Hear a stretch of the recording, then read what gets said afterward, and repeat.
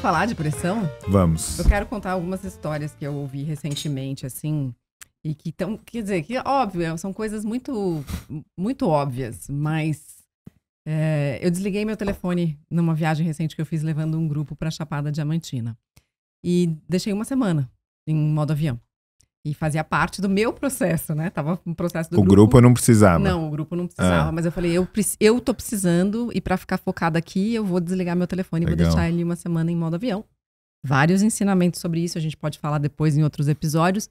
Mas quero contar de um caso que aconteceu, que foi uma pessoa que me chamou pra apresentar um evento de liderança feminina. E me mandou 1 milhão de justificativas nesse áudio, dizendo, quero muito você, porque você é a pessoa certa pra estar nesse evento e tal, e bababá. E aí, quando eu peguei o telefone de volta, eu vi a mensagem e falei, olha, muito obrigada, tô muito feliz e tal, vamos conversar. Desculpa a demora, porque eu tava em modo avião, num grupo na Chapada. E aí a pessoa respondeu assim, desculpa, você não respondeu e a gente tinha muita urgência. A viagem foi em abril, tá? O evento era em junho. Uau. Então a gente já chamou a segunda opção já topou. Essa é a primeira história.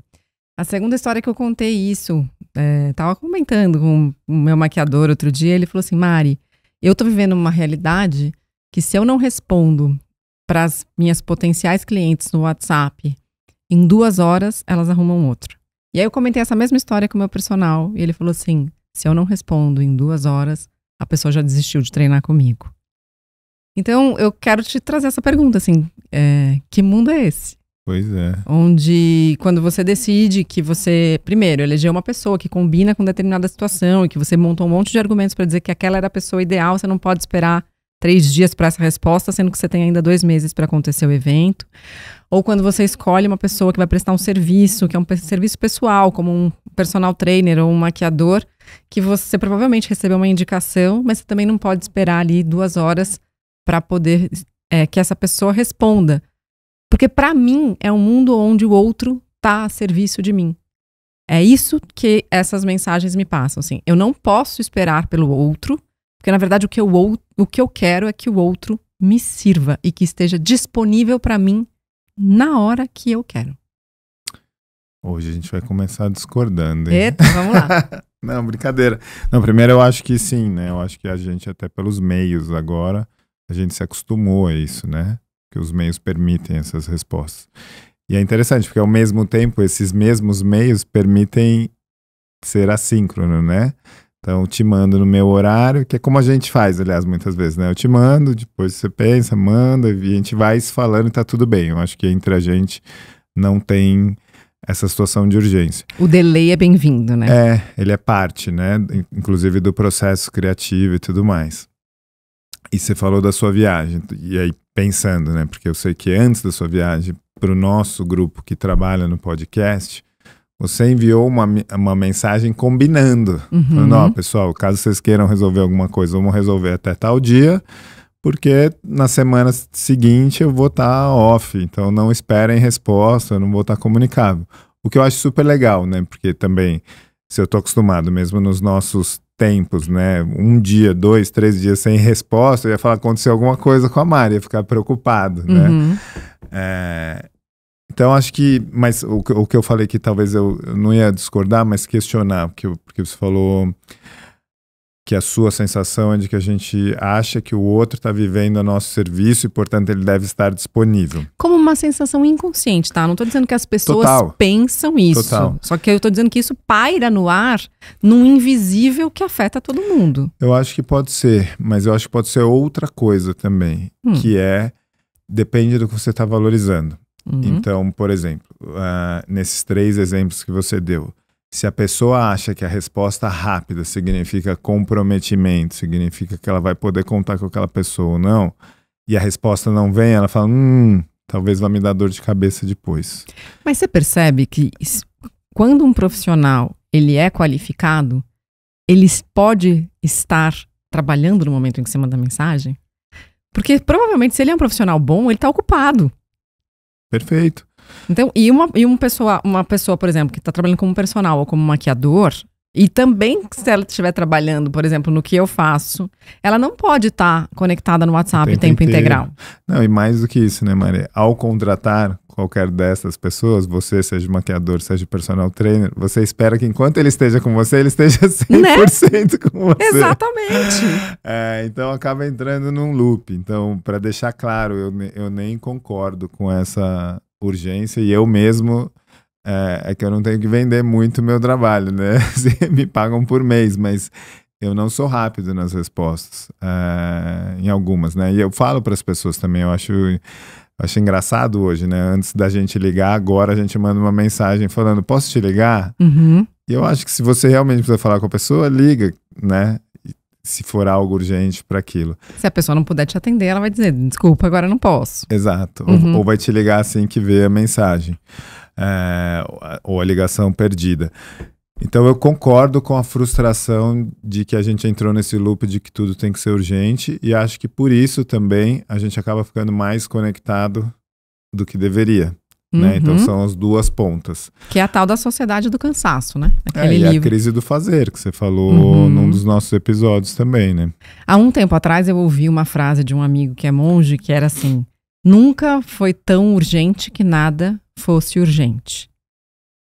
Eu não concordo exatamente com essa frase hoje em dia, porque a gente está vendo várias urgências de verdade que precisam de ações imediatas, né? Mas é interessante, porque nem sempre a gente faz ações imediatas para aquilo que é realmente urgente, né? A gente trata como urgente coisas que não são urgentes, né? E tem, por exemplo, na área de saúde, há protocolos muito bem definidos quando você entra numa emergência para saber de fato o que é prioridade. A gente falou um pouco disso quando a gente estava falando de foco e tal. Mas eu sinto que as pessoas, elas estão muito permeáveis à invasão do outro também, sentindo essa pressão e espanando sob essa pressão. Tanto é que a gente vê o aumento de casos de burnout absurdamente. Mas a pergunta é, como é que a gente faz? Porque no começo da conversa aqui, antes da gente começar a gravar, você me disse assim, eu não vejo o cenário diminuindo a pressão. Não mesmo. Eu acho que está aumentando. Aumenta por um dos temas que a gente fala recorrente também, por aumento de volume de trabalho e estruturas sendo mais enxutas. E também pela cultura, né? De realmente ser um diferencial, ou em algumas situações está virando requisito mínimo, ter essa resposta rápida, né? Então eu acho que é uma dinâmica que só aumenta a pressão mesmo. Como é que você lida com a sua equipe quando a sua equipe demora para responder alguma coisa? Você estabelece prazos definidos? Como é que faz então, isso na prática? Prática? É um mix de coisas. Para mim, se eu preciso de algo com urgência, eu ligo. Eu faço como os maias faziam, né? Os astecos. Os astecos antigos, que eu acho o mais simples. Mas isso é também porque eu não sou a pessoa da resposta rápida por e-mail, por exemplo. Nem eu. Eu tenho um amigo que ele tem a caixa de entrada dele zerada. E eu falei um dia pra ele, falei, cara, como é que você faz isso? Me ensina. E a resposta dele, você vai gostar, porque muito em linha desse papo. A resposta dele foi, eu juro que você não quer saber, sua vida vai virar um inferno. Porque ele falou, eu não consigo, se eu vejo eu fico... Ele é um obsessivo compulsivo. Eu não consigo dormir se tiver um e-mail pendente. Então, assim, tem um peso, né? Tem uma qualidade, eu acho que é percebido nele essa qualidade, de que é um cara que tá com tudo ali em dia e responde rápido e sabe o que tá acontecendo. Mas tem um preço para ele que muita gente não vê. E eu achei legal a resposta dele, porque ele poderia ter aproveitado o momento para falar, não, tenho aqui um sistema e olha que bacana, e é isso mesmo, você tem que fazer. E foi, cara, é pesado isso aqui é um fardo, não é só um benefício. Cara, você sabe que quem era desse jeito era o Ricardo Boechat. E a quantidade de respostas, né, que o Boechat dava, assim, ele terminava o Jornal da Band, quando a gente apresentava o jornal juntos, e ficava, sei lá, 1h30 por dia só respondendo mensagens de ouvintes e telespectadores. Óbvio que era um volume absurdo, porque tinha as mensagens da rádio, da Band News FM, onde ele trabalhava, e do Jornal da Band. Enfim, era um cara conhecido nacionalmente e que divulgava o próprio e-mail no ar, né? E às vezes ele divulgava o telefone, se você tem uma denúncia, me liga. E ele respondia, atendia. Mas era isso, assim, ele não conseguia impor um limite. Óbvio que também tinha um lado muito positivo, porque várias denúncias que de fato ele conseguia chegavam através desses canais. Não tinha filtro, né? Chegava direto. E chegava direto. E eu já fiz isso também com algumas pessoas de divulgar. Mas é um volume absurdo quando você trabalha dessa maneira para você dar conta e responder com cuidado. Ainda mais no tom da sociedade atual, que é um tom raivoso, polarizado. Para fazer isso hoje em dia e não ceder à pressão, né? Ou ser reativo a essa pressão é muito desafiador, né? Eu fiz um evento outro dia e era sobre equilíbrio vida-trabalho, que eu nem gosto desse nome. Para mim, eu gosto mais de integração ou vida integral. Mas 2 pessoas que eram prestadores de serviço, consultores, fizeram essa pergunta. Fala, mas como é que eu faço quando o cliente quer a resposta na hora? A minha primeira reflexão foi, mas será que o cliente quer a resposta na hora? Porque às vezes a gente assume também, fala, né? Me ligou, ele quer a resposta na hora. A gente não para combinar e falar, mas para quando você precisa, dá pra gente fazer isso, dá pra fazer aquilo. E a outra, no fim, é uma escolha também, né? E eu queria te ouvir, porque você fez uma escolha, né? No caso deles, eu falei, é uma escolha, esse é o cliente que você quer ter, né? Porque você pode escolher não atender ou não responder na hora e tudo mais, mas não dá para dizer que isso é sem impactos. Porque para aquele cliente que valoriza o atendimento imediato, independente da situação, se for urgente ou não, talvez ele não queira mais trabalhar com você, mas você quer trabalhar com ele nessas condições? Qual que é o preço que tem disso? Então, pegando a sua própria experiência, fazendo a pergunta, você faria diferente e tiraria do modo avião para estar essa semana disponível? De jeito nenhum. Não, de jeito nenhum. E a resposta que eu dei foi, não era para ser. E eu fielmente acredito nisso. Quando a gente perde essas oportunidades, eu fielmente acredito, não era para ser. E eu sinto... Por que eu quis trazer esse tema aqui? Porque de verdade eu acredito que, embora seja algo absolutamente contracorrente, é preciso rever o sistema de produtividade do ritmo que a gente está tendo. Esse lugar que a gente criou no nosso imaginário de que tudo é super exponencial, para o alto, além e avante sempre, não existe. E a gente está vendo as consequências que isso causa no nosso planeta. Simples assim. Consequências de consumo e de exploração da terra que está avisando a gente de todas as maneiras possíveis e imaginárias que não dá pra gente continuar nesse ritmo de produção. Sustentável. Que isso não é sustentável. E individualmente, isso estou falando a níveis planetários, mas se a gente pensar em nível individual, os níveis de adoecimento de saúde, né, a perda de saúde que estão acontecendo, tanto física, quanto mental, quanto emocional, também mostram a mesma coisa. Então, assim, a resposta para isso, para mim, é como é que a gente aumenta o nosso tempo individual entre uma pressão que vem de fora. Por exemplo, você é meu chefe, você me liga porque você quer uma coisa urgente. Só que eu já tenho ali a minha lista de coisas a fazer no dia. Talvez por você ser meu chefe e você está precisando de algo, talvez eu possa dar conta de parar algumas. Mas em algum momento eu preciso treinar a minha capacidade de dizer não para você. Sim. E medir o quanto aquela necessidade sua é de fato urgente e o quanto ela cabe ali para mim naquele momento. Então, o limite de cada um, ele precisa ser melhor estabelecido para que a gente não ceda a essas pressões. E dá para fazer isso? Dá, mas a gente tem que enfrentar os nossos medos pessoais de desagradar. E também de ser demitido muitas vezes, porque a gente acha que isso vai acontecer inevitavelmente, mas eu tenho a experiência, e de muita gente que eu conheço, contrária, de que quanto mais você se posiciona, de uma maneira delicada, educada, e obviamente que você não vai falar não o tempo inteiro, mas mais as pessoas te respeitam. Então, tem uma frase de um psiquiatra que eu gosto muito e respeito muito pela história que ele construiu, um cara que passou anos no campo de concentração e que escreveu um livro chamado O Sentido da Vida, que é o Viktor Frankl. E esse cara diz, entre o estímulo e a resposta, há um espaço. E é nesse espaço que mora a nossa escolha. E por escolha, entenda-se liberdade. Se você encurta esse espaço entre o estímulo e a resposta, você não está agindo de maneira consciente, você está sendo reativo. Automático. Automático. Putz, eu acho que conecta tanto com o episódio que a gente falou de prioridade e foco, né? E eu achei interessante o seu exemplo, seu do chefe, E você falou algo, mas por você ser meu chefe, talvez eu pare. E eu acho isso que acontece muito, mas é uma pena que aconteça pela carteirada e não pela necessidade, né? E tem muita gente que gosta da carteirada mesmo, né? Sou seu chefe, eu sou seu cliente, eu sou não sei o que lá, eu que tenho a voz. Então eu já acho que esse critério não é um critério por si só, inclusive para o próprio chefe, né? O chefe ou a pessoa que dá a carteirada que faz isso, eu acho que perde muita credibilidade mesmo, porque o papel do chefe, inclusive, é falar, o que é realmente importante, quais são os tempos, o que é urgente de verdade, e o que mais acontece é a urgência criada, né? Devia ter feito, não fiz, agora urgente. Não fiz, agora resolve pra mim, né? Exatamente.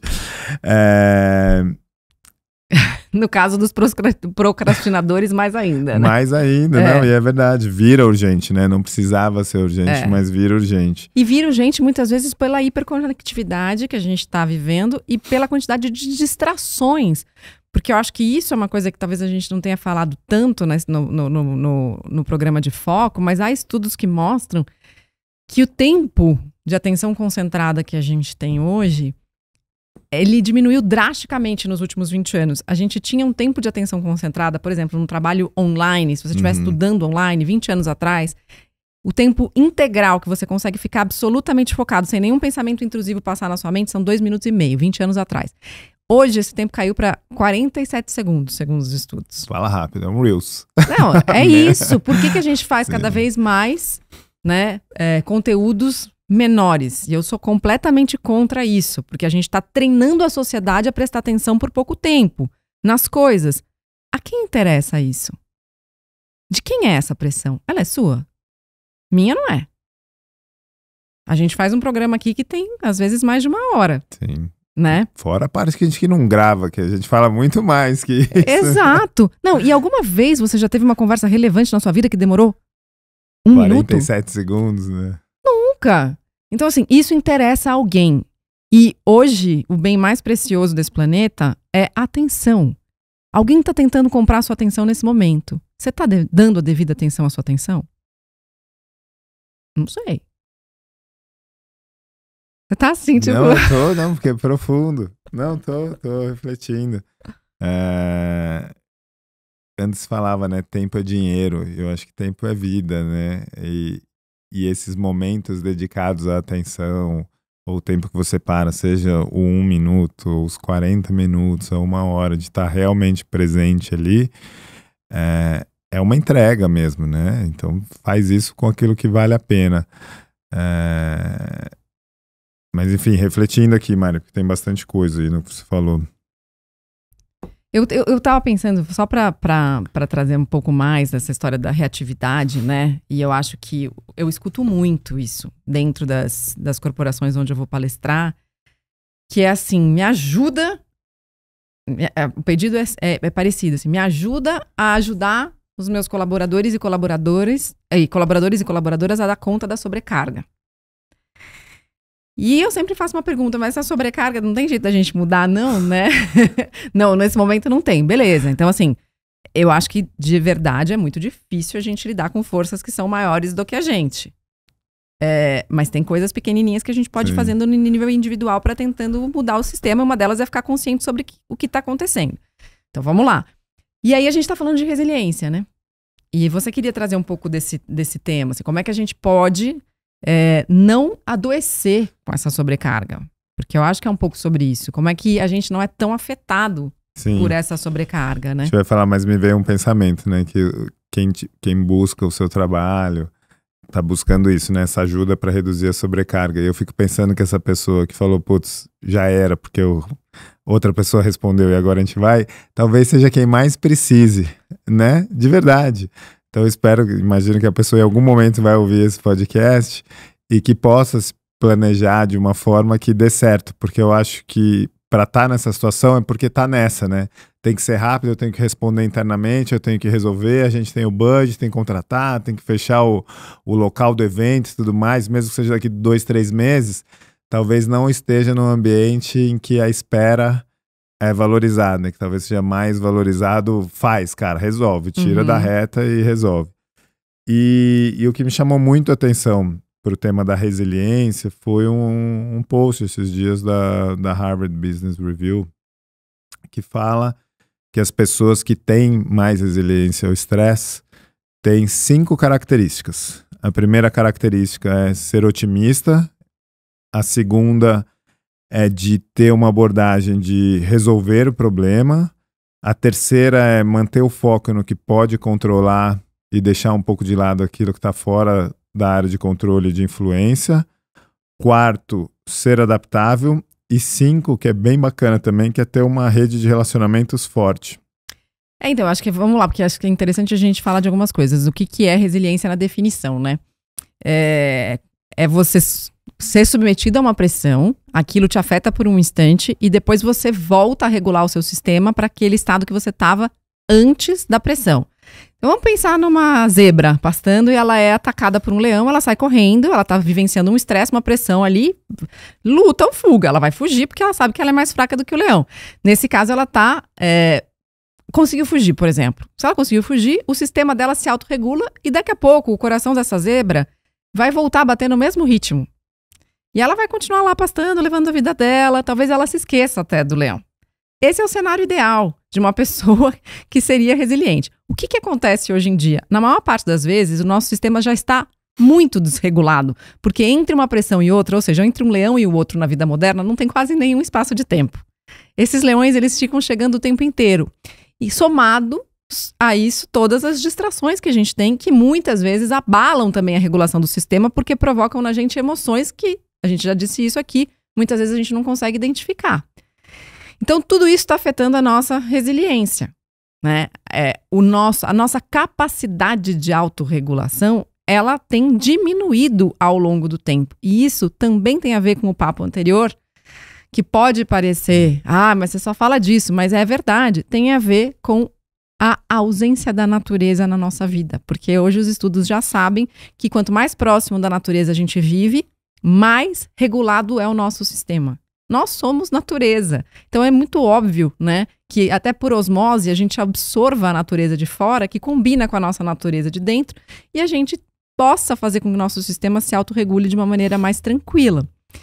Só que a gente vive em centros urbanos, com a pressão do trânsito, do transporte público, da luz o dia inteiro, as chuvas, as tempestades, os grandes desastres, enfim. Todas as coisas que acontecem, isso a gente está falando, né, atinge de maneira diferente quem tem condições, quem não tem condições, muito mais. E essa pressão, ela é incessante. Então, a regulação do sistema já não está no ponto ótimo que ela poderia estar.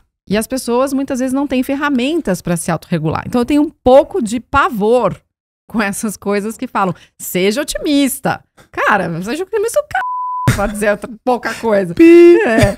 Não dá para ser otimista, sinto muito, né? Não, sério, é muito difícil, a verdade é essa é a real. Então eu acho que tem que não, vamos ser realistas. O que eu preciso fazer para dar conta disso aqui? Eu acho que no contexto da matéria, pelo menos, o otimista era de reconhecer que aquilo não é o fim, de que aquilo é temporário. Então não é otimista de vai tudo dar certo necessariamente, mas saber que aquela situação, que essa pressão, que essa adrenalina que veio, isso vai ter uma solução. E aí conecta com o resto. Então, mas quando a gente está falando de ambientes corporativos e de posições que estão sendo ensanduichadas, como a gente já falou aqui, ou de pessoas menos favorecidas, a perspectiva de que isso termine, ela praticamente não existe. É muito desafiador a pessoa entender que vai ter uma luz no final do túnel. Porque a perspectiva dela é sobrevivência. E quando eu tô sobrevivendo, não tem luz no fim do túnel. Eu tenho que fazer aquilo ali, tenho que dar conta, senão eu morro. Eu tô querendo trazer o lado otimista, mas eu tô com medo. Traz. A gente tem mais 6 minutos de conversa. Que hoje, por causa da pressão, a gente vai ter que terminar mais rápido. A gente tem que responder as mensagens. Exato. Não, acho que, dá para dividir em muitos pedaços isso, né? Então, acho que quando a gente fala que não tem expectativa de melhora e tudo mais, acho que fica muito amplo e aí parece que não tem, pela dinâmica do loop, da pressão, da resposta rápida e tudo mais. Mas eu acho que quando a gente vai dividindo isso em pedaços e fala assim, o que é a pressão no meu contexto? O que é a velocidade de resposta no meu contexto? O que é o volume de trabalho no meu contexto e como é que eu consigo endereçar cada uma dessas coisas, mesmo que seja passos pequenos, que no fim o impacto seja um impacto significativo, aí eu acho que tem uma luz no fim do túnel enorme, assim. Então, mas isso que você está falando tem muito menos a ver com essa história do otimismo e muito mais a ver com essa, não sei qual que é o número aí que você falou, dessa parte de, tipo, mexer naquilo que está no seu alcance. Exato. Que é a história da autonomia, né? O termo técnico para isso é autonomia, assim, é o que eu posso fazer... É meu. É o que é meu, exato. O que está dentro do meu controle. Mas, de novo, para boa parte das pessoas, pelo menos a sensação é de que muito pouco está no controle dela. Gostei da palavra sensação. E fica o desafio também, porque eu acho que muitas vezes a sensação é essa e parece que não tem nada que pode ser feito, mas quando a pessoa para refletir, fala o que está no meu controle, o que eu posso fazer, tem. É que a primeira reação é muitas vezes falar, não tenho o que fazer, eu não tenho escolha. Acho que em um dos episódios a gente falou de escolha também. Um monte de camada aí também. Ah, porque a empresa é assim, porque o trabalho é assim, porque o chefe é não sei o que lá. Mas tem coisas, sempre tem coisas que estão dentro do controle da pessoa. Não, eu também acho. Eu concordo com você nesse ponto. Então fecha agora, vamos encerrar aqui. Não, mas eu quero trazer um outro ponto que eu acho absolutamente fundamental para essa conversa, que é o último, acho que é aí, que é a história dos relacionamentos. E assim, eu sou uma defensora das conexões e vivo a minha vida para isso, né? Não só para fazer boas conexões e me conectar com as pessoas de verdade, porque eu gosto disso, mas também para ajudar as pessoas a ter melhores conexões, porque eu trabalhando com saúde há tanto tempo, mas também com facilitação de experiências de desenvolvimento humano, sei o poder curativo das conexões, dos vínculos, dos relacionamentos. E isso não sou eu que estou falando, isso são também estudos. A gente sabe hoje, mais do que tem aquele estudo clássico, que é um dos estudos mais longos em andamento, que fala que, como fator número 1 para você viver bem e mais, você precisa de vínculos fortes, né? É a principal coisa que você precisa. Esse é um dos estudos, mas tem muitos, inúmeros outros estudos, e aí pegando burnout, depressão, ansiedade, transtorno de estresse pós-traumático, todas essas questões também são diminuídas quando você tem conexões e relacionamentos. Então essa história do pertencimento, né, quando você está numa equipe que está sendo super pressionada e essa equipe ela é mais competitiva do que colaborativa, há muito mais risco de adoecimento, né, e de você espanar realmente na pressão do que se você construir relações e amizades e vínculos e relacionamentos com os quais você pode de verdade trocar, inclusive sobre a pressão e sobre a sua própria vulnerabilidade de não tô aguentando. E que tem a ver com segurança psicológica também, que a gente falou em algum momento, né? Acho que foi no mesmo episódio da prioridade do foco. E você trouxe essa observação, porque se está num ambiente que você não tem confiança, isso impacta, inclusive, o próprio foco. De novo, entra num loop. Sem dúvida. Entramos no looping? Entramos no looping para fazer com que você possa refletir sobre isso agora com um tempinho a mais, porque a gente não gastou todo o nosso tempo. Então você passa esse resto do tempo refletindo sobre o que você pode fazer que está no seu controle, né? A sua autonomia para mudar esse sistema que tem impressionado tanto a gente. Sim, e enquanto o sistema não muda, o que você mesmo faz para ser resiliente e para conseguir lidar com toda essa pressão que está aí fora. E uma das coisas, né, até pensei bastante quando eu ouvi as histórias, tanto do maquiador quanto do personal, que é justamente assim, como eu faço isso? Como eu escolho esses serviços? Quanto tempo tem disponível na minha agenda para esperar uma resposta? E eu consigo me identificar com o fato de que muitas vezes eu separo uma determinada quantidade de horas do meu dia ou um determinado momento do meu dia, vou resolver a questão da TV a cabo, por exemplo, do streaming. E se aquilo não se resolve ali, dificilmente eu consigo voltar. Sim. Então, ou eu anoto na prioridade, ou nas pendências, prioridade não, mas nas pendências do dia seguinte, se eu não conseguir, mas se eu preciso às vezes marcar um determinado serviço, sei lá, docinho para as festas das crianças. E aí você tem ali, você tirou 2 horas do seu dia para tentar resolver aquela questão da festa infantil. Se você não resolveu aquilo daquela maneira, naquele tempo, e as pessoas não responderam, muitas vezes a gente Perdeu tenta mesmo. outro, porque a gente tinha separado aquilo. Sim. Mas isso me fez refletir, será que eu quero fazer isso? Ou se eu quero, de fato, acreditar naqueles profissionais que me foram recomendados e esperar um tempo maior. Então, eu acho que essas reflexões individuais, elas são importantes também, né? Legal, e eu acho que aí a gente vai fechando com algo que é bacana, né? Você teve uma experiência como prestadora de serviço que te impactou e não caiu bem, e ao mesmo tempo você falou, como consumidora, será que eu tô fazendo a mesma coisa? E como é que eu faço a minha parte para mudar o sistema também, né? Muito legal. E eu acho que isso, quem tá no ponto intermediário dessa história, né, no meio do caminho, também precisa refletir, porque eu, por exemplo, como prestadora de serviço, especialmente em palestras, recebo muitas cotações. Eu não sei você quantos e-mails você recebe com assunto urgente. E são tipo 4, 5 exclamações. Que são normalmente agências que estão contratando você para um outro cliente e que provavelmente estão sendo pressionadas, eu consigo entender isso, pelo cliente para ter uma resposta rápida, de ter vários orçamentos de vários palestrantes para poder apresentar para o cliente. Mas eu fico questionando, assim, por que essas pessoas às vezes não conseguem se posicionar com os clientes do tipo assim, olha, a gente vai precisar de um prazo maior, porque a gente sabe que se vocês quiserem esse tipo de pessoa para o seu evento, você vai ter que estar disposto a esperar um pouco mais de tempo. Essas pessoas têm uma agenda disputada. Então, segurar a pressão, não repassar a pressão para quem não precisa pressionar, porque é um efeito cascata, é uma arte. Então, só um exemplo pessoal que eu acho que eu lembrei agora, que talvez eu já tenha falado sobre isso aqui.